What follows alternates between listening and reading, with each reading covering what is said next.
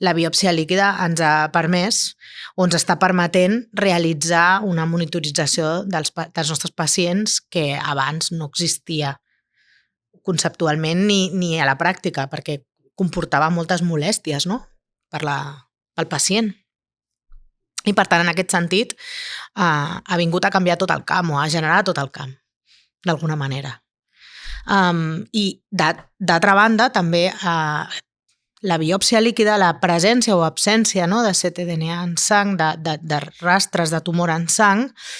ens parla de moltes qüestions clíniques que li estan passant al pacient.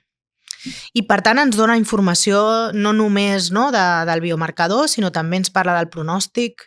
del pacient, també ens parla en la situació quirúrgica, ens parla de si hem operat i de forma efectiva hem eliminat tot el tumor, per tant el pacient molt probablement està curat o no.